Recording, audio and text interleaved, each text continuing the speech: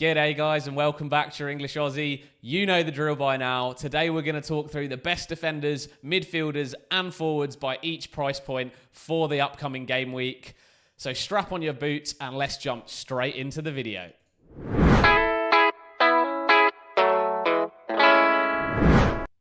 So starting off with the cheap defenders, less than 4.5 million. Right at the top of this list, we do have Mukiele of Sunderland and Alderete of Sunderland.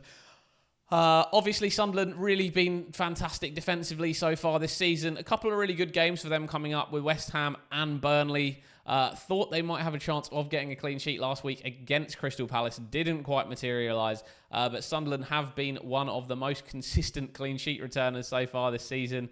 Both Mukiele and Alderete with 6 clean sheets each, and they have missed out on a few as well. Robin Roufs with a couple more in goal for Sunderland. Chris Richards, who has dropped to 4.4 million for Crystal Palace, is another quite nice cut price option. With Gay having moved to Manchester City, Richards looks nailed on to start every game for Palace pretty much for the rest of the season. With the lack of rotation and squad options Palace do have. Palace, however, have looked a little bit fatigued, and with the limited players at their disposal, along with now Oliver Glasner confirming he will be leaving at the end of the season, if not sooner, with some of the comments he's come out and made in the press, Palace's defence is not somewhere where I am looking at the moment. And then we have the man, the myth, the legend, Patrick Dorgu. If you were watching on my live stream this week, there was a lot of entertaining chat about Dorgu. I did lose $10 to one of my subscribers, Rico, on the live stream, betting that Dorgu would not return. And Manchester United just looking a completely different team in their win and real domination over Manchester City this week. Michael Carrick really got them playing some entertaining football. Could Dorgu potentially be an option going forwards? I think it's a bit of a wait and see. I think there will be some rotation in that back line. Potentially he doesn't start the game against Arsenal. So obviously those of you that do have him, nice to hold on to at the moment. And for those that don't, I think it's a wait and see for me. A couple of other guys just to point out on here. Joe Rodon of Leeds. Leeds have a mediocre fixture spell at the moment. Rodon at 3.9 million is quite nice, as well as Jakub Bijol, who doesn't quite make it onto this list as he hasn't played so many matches so far and isn't up there on the points. However, could be another nice Leeds option that does have a little bit more of a goal threat. Moving on to the mid-price defenders then, and at the top of the list, we still have Mark Gay, no longer or soon to no longer be of Crystal Palace. 105 points for him. He will be moving to Manchester City, potentially in time for their game week against Wolves in game week 23. I think if you do have Gay, hold on to him. He might be really nice for you guys. 5.3 million centre-back for Manchester City. Pretty nice in my opinion. Lacroix of Crystal Palace, again, as I mentioned, I think Palace are going to potentially struggle a little bit, especially if Glasner goes in the middle of the season. So for me, he is not a buy, but definitely a hold if you do have him in your team due to the fact that he is excellent for DEFCON. You can see his DC per 90 here at 10.64. Really nice there. And his baseline bonus at 11.41. Baseline bonus, as I've mentioned, is the baseline BPS that he is getting in games without excluding clean sheets, goals, assists, etc., which is one of my own calculations that I've done, which I think leads quite nicely into what players do manage to get bonus points if they do something additional in those games. Unfortunately, Lacroix has only managed a couple of assists so far this season, and it has seemed like when he has kept a clean sheet, one of the attackers has managed to get bonus points out there, or Mark Gay, he has picked up a goal or an assist. Next up on the list is Keane of Everton, obviously suspended for one more game week against Leeds. Someone that I do have in the team myself. I think both Keane and Tarkowski are really nice picks at the moment, and I wouldn't be against going for a double Everton backline over the next 5 game weeks. I think their fixtures are quite nice. Brighton, Fulham, Bournemouth without Semenyo, and then Manchester United, you just never know where they're going to be in 5 weeks' time. Collins at Brentford has been picking up DEFCON consistently over the last few weeks, really has been continuing to return. However, for me, Brentford's defensive line has just not been that good. You can see here only 5 clean sheets so far this season for Nathan Collins. And for that reason is why I would look elsewhere. However, I do think it's an interesting comparison if you would want to look at Anderson versus a Collins and who you would pick going forwards. I think the only thing really to separate the two of them, Collins being a little bit more of a goal threat and maybe Anderson being a little bit of a cheaper price. Outside of that, I think Senesi still is a monster for those DEFCON. With Bournemouth's fixtures getting a little bit easier from game week 24, might be someone to consider moving into your team for that great game week 24 fixture swing that's coming up. Malik Thior of Newcastle has really been picking up the points, someone that I really like. Good baseline bonus, good defensive contributions, and 3 goals already in 18 starts. So a nice goal threat from set pieces. I think he's a really nice pick if you can have him. O'Reilly of Manchester City, massive minutes rotation at the moment. I think for me, I'd much rather have Mateus Nunes at Manchester City or a Mark Gahey. So those are the two that I would be looking at. And I think O'Reilly is one that I would be selling after this Wolves fixture if you do have him in your team. Moving on to the expensive defenders. As I've been saying really all season, Gabriel must have. If you don't have him, get him in. Every single one of his stats is just unbelievable. He's a goal threat, great value per minute, great baseline bonus, always picking up those bonus points. You can see 18 bonus this season, 13.5 for baseline BPS. That's excluding the goals, assists, clean sheets, but etc. of course. Chalobah now with a really nice fixture run. Crystal Palace again looking maybe a little bit toothless in that Sunderland game. I think Chalobah again is a must-buy in my opinion. Not quite as nice on the defensive contributions as some of the other defenders, but again another goal threat off corners for Chelsea, and Chelsea with a great run of fixtures here. I think he's a definite must-buy. Jurriën Timber, another nice one for Arsenal. Obviously great at keeping clean sheets. Tarkowski as well at Everton, brilliant for defensive contributions, and Everton with a reasonably nice fixture run. I think he's a really nice pick. I really would recommend looking to maximise your defensive players over this really nice fixture run from 23 through to 27. I think Gabriel, Chalobah, at least one Everton defender are really necessary over this run. Keep an eye out for Daniel Munoz when he does come back for Crystal Palace. Potentially Palace do continue to keep a few clean sheets, and if they do, Daniel Munoz's attacking threat is just unlike any other defender so far. Hopefully Oliver Glasner stays on at Palace for them. If he does leave, I do think that does make the Palace options a little bit worse. He has been an excellent manager so far for Crystal Palace, and hopefully he can stick around until the end of the season for them. Speaking of managers, I have been playing a new game recently, and I really want to talk to you guys about it. I will say this is a paid promotion. However, I am really enjoying playing this game, and I really do think that you guys should have a look at it and see whether you like it. Super easy to sign up. Let me show you a little bit more.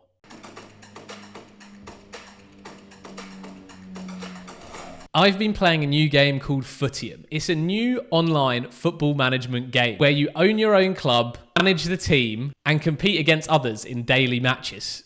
The thing I found really unique about this game is it's not just about management. It's also about building a squad and a club to be successful in the long term. This is not all about spending your monies in year one to build the Galacticos. This is about being astute with your tactics, training players to reach their potential, and having a balanced squad and considered spending so you don't end up like the Glazers of Manchester United. Let me show you a couple of features of the game. This is the match engine where you can watch your team play, make those tactical tweaks, and compete against others in daily matches. This is the tactics screen where you can set your tactics, choose your optimal formation, whilst managing your players' conditioning for each match to get that all-important win.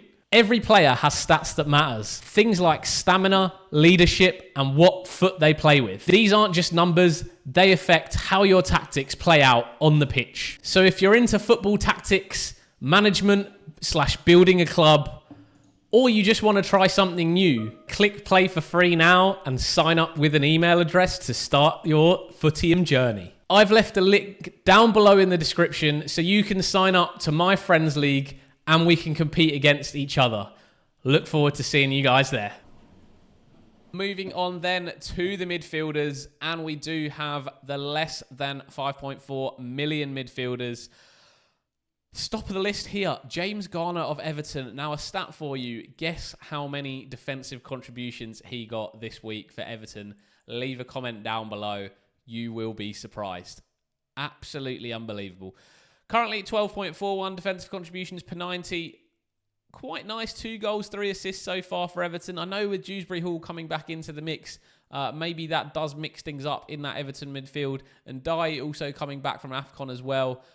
Things will look to move around there. However, I think Garner has been consistently racking up those defensive contributions over the last 5-6 game weeks. And at a cut price of 5.2, isn't someone I'd turn my nose up at. And then you got Elliot Anderson at 5.3 million. I just think he's been such a consistent pick so far this season, continuously picking up those defensive contribution points. Only 1 goal and 3 assists, and not that many bonus points, unfortunately, for Nottingham Forest. However, he's just a consistent sort of 4-5 point magnet, especially in weeks where you're struggling and you want someone as sort of that rotation option on your bench that can come in. Aronson's been a breath of fresh air there for Leeds alongside Statch as well. 3 goals and 5 assists and 4 goals and 6 assists respectively. I think the next 2 games for Leeds are going to be a bit tricky with Everton and Arsenal before their fixtures maybe pick up a little bit.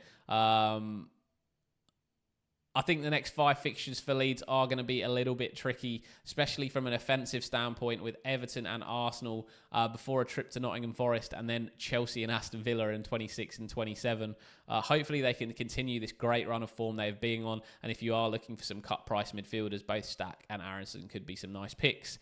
Enzo Lefebvre finally at 4.9 million for Sunderland. Couple of really nice fixtures for them. Another goal for Enzo this week as well. Could be a nice cut price option as well at 4.9 million. Into the mid-price midfielders then, and we have, as usual, a lot to discuss. Can you find the right ones? This is a lot of where FPL is up for the taking a little bit this year. If you can find the right midfielders before they start moving, that could be the important catalyst of your season. I think having a strong defense is a must, and then moving on to sort of finding these gems, these magic picks in the midfield is sort of the secondary option after that. But that is really what is going to make a lot of ground up for you guys if you can get that right pick. I think Declan Rice is a really nice hold for the whole season, similar to Bruno Guimaraes at the moment, but I think Dec would pit Bruno for me. Just due to the fact that he's on corners and set pieces for Arsenal, and obviously they are the best team in the league at the moment. Harry Wilson's been fantastic. You see him move up into this mid-price midfielder section now at 5.9. 7 goals, 6 assists for Fulham, who have a reasonable run of fixtures over the next 5 as well. Definitely a differential option that you could be going for. Enzo Fernandez at Chelsea at 6.5 million with that fixture run for me. Feels like a no-brainer, unless you're looking for the sort of other differential option of Cole Palmer or potentially a double up of them both. I think Enzo is a really nice pick and someone that I definitely want in my side. Marcus Tavernier of Bournemouth, a nice pick for me, most likely on penalties for Bournemouth. However, I do think that Bournemouth are just going to be struggling a little bit without Antoine Semenyo.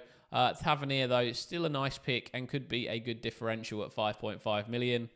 Leandro Trossard, just one to talk about for Arsenal. I think Arsenal's fixtures over the next sort of 5 game weeks are really nice from an attacking perspective. If Trossard does get those minutes in that team, he is someone that from a statistics perspective at 0.48 expected goal involvements per 90 is quite high up there. And quite an interesting pick for a team that score, in the top 3 most goals so far this season. I know despite the 0-0 against Nottingham Forest, I am saying that. But just a nice, interesting differential pick if you don't want to go a little bit more mainstream with a Rice or a Saka. Finally, is it time for a bit of Moises Caicedo again? He was sensational for Chelsea at the start of the season. Coming back into their team, really nice fixture run. Going to keep picking up those defensive contributions. Can he bag himself a goal or assist for one of those big hauls? Another interesting differential if you don't fancy an Enzo Fernandez pick. And finally, Iliman Ndiaye of Everton, coming back after AFCON into that Everton side. A really nice run of fixtures from Everton from an attacking perspective. And Ndiaye at 6.2 million, again, another nice pick going forwards. So finally, moving on to the expensive midfielders. Top of the list, Antoine Semenyo at Manchester City. Real disappointing for Manchester City last week. But I think if you got Semenyo, you hold on to him for that Wolves fixture. Can he go big for Manchester City one time in the Premier League? Under that, Bruno Fernandes, for me, he's just a must-own. Continues to pick up points, even in the difficult fixtures. Have Manchester United turned a corner with Michael Carrick? We will never know. They are one of those teams that can turn up one day and be the worst team in the world the next day. Hopefully, for Manchester United fans' sake, Bruno can pick it up and keep going with this great run of form that he himself is on. Fantastic stats of Bruno as well. So many different routes to points. Unbelievable baseline bonus. Just someone that I think is a must-have in your team, especially from game week 24, if you don't want to go early before the Arsenal fixture. Then we've got Morgan Rogers in there at Aston Villa. I think for me, okay pick over the next 5 weeks. Not somebody that I'd be looking at bringing in, but a nice little differential. But at 7.7 million, I think he's probably not the one I'd be looking for.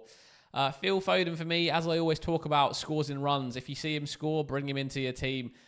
He's one of those guys in FPL that once he scores, he's going to score in the next couple of games as well.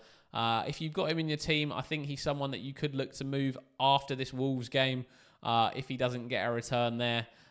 He does consistently play for Manchester City, consistently starting, consistently getting 60 minutes. But this is now the time of the season. There are going to be rotations with a lot of cup fixtures, Champions League fixtures as well. And you're going to see a little bit of pep roulette starting to take effect. Same way for Bukayo Saka, you saw this week for Arsenal, rested 33 minutes off the bench. Disappointing for Saka owners. Again, could it be time to get rid of Saka? Would you want to move to a Declan Rice, maybe save the money to spend elsewhere on another premium option, perhaps a Bruno Fernandes, perhaps a Cole Palmer down here at 10.4 million. Got his goal for Chelsea this week, played 90 minutes. Is he finding his way back to full fitness? In my opinion, he is not fully fit yet. He's really just trying to make this England squad at the moment desperately to get in there for the World Cup. Outside of that, you can really see he's not playing at full tilt in the games, and he's really not there at the moment. So for me, I do prefer Enzo, but obviously Cole Palmer, a massive differential and can go nuclear at any moment. Bryan Mbeumo looked really nice for Manchester United on his return from AFCON.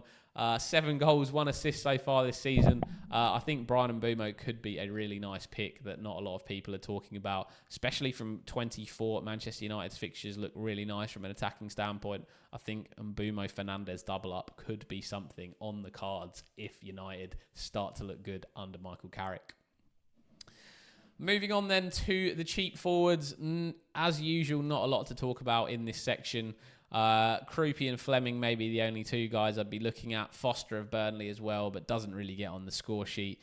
Not much else more to talk about in this section, other than you can see Barnes now from Burnley at 4.2 million if you're looking for somebody as some sort of bench fodder, as the cheapest striker I think out there at the moment. On to the mid-price forwards, 5.5 to 6.9 million. Really only Calvert-Lewin standing out at the moment in this section.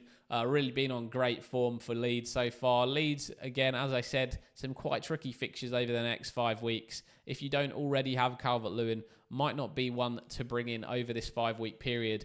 But if you are looking at some chip strategy and something a little bit different, as we get towards that back end of the season, if you do want to try and manage those blank game weeks and not play your free hit in them, having a 15-man squad might be essential towards doing that. And if you are looking at doing that, I think Dom Calvert-Lewin might be a really nice cut price option to be getting in there nice and early at 6 million before his price continues to rise much more than that. He's already come up from 5.5 million. Could be a nice option if you want to get him in there early in the season for a 15-man squad. On to the premium forwards then. Obviously, we've got Erling Haaland, the main man. Struggled to score this week against a big Manchester United side. Let down a few captaincy owners the last few weeks.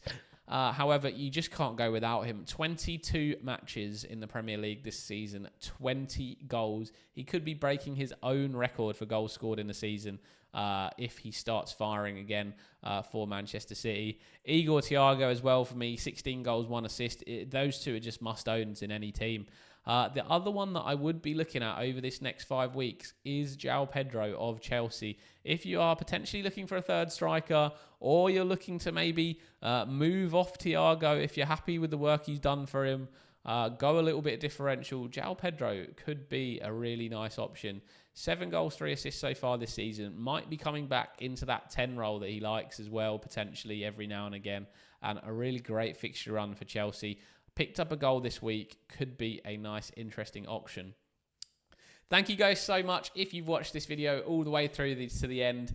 This has been your English Aussie. Smash that like, subscribe button if you have enjoyed, or if you don't want to and you just enjoy watching the videos. Thank you so much. Hope you guys have a fantastic game week. This has been your English Aussie. We are on the run to the top 1K in the world. Catch you guys later.